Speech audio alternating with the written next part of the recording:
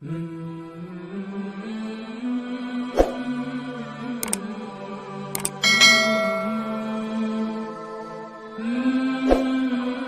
نے اللہ پہ بھروسہ کیا، آپ سنن کبریٰ بیہقی پڑھیں، آپ البدایہ والنہایہ ابن کثیر رحمت اللہ تعالی کی پڑھیں۔ تاریخ اسلام میں مستند تاریخ کہلاتی ہے۔ روم کے علاقے میں جنگل میں حضرت سفینہ رضی اللہ تعالی عنہ، یہ صحابی ہیں، انہیں سفینہ حضور صلی اللہ علیہ وسلم نے محبت سے فرمایا تھا۔ عربی میں سفینہ کہتے ہیں کشتی کو۔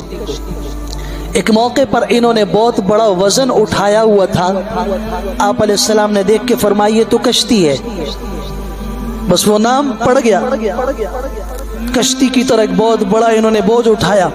حضرت سفینہ روم کے غزوے میں صحابہ سے بچھڑ گئے، ساتھیوں سے بچھڑ گئے، اور جنگل میں تنے تنہا راستہ نہیں مل رہا۔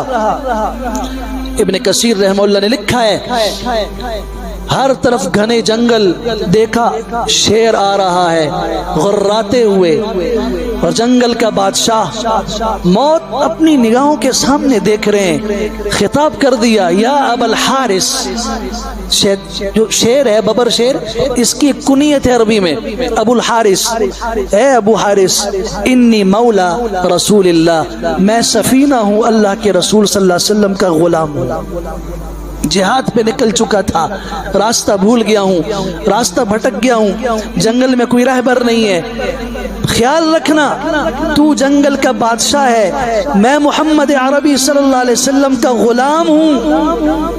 ابن کثیر رحمہ اللہ نے لکھا ہے، اس نے اپنی پیٹھ نیچے کی اور حضرت کو گویا اشارہ کر رہا تھا میری پیٹھ پہ سوار ہو جائیے، میں جنگل سے باہر نکال کے آپ کو راستہ دکھاتا ہوں۔ اس نے حضرت سفینہ رضی اللہ تعالیٰ عنہ کو جنگل سے باہر راستے پہ کھڑا کیا، وہاں سے آ کے اپنے ساتھیوں سے ملے، یہ قصہ بیان کیا۔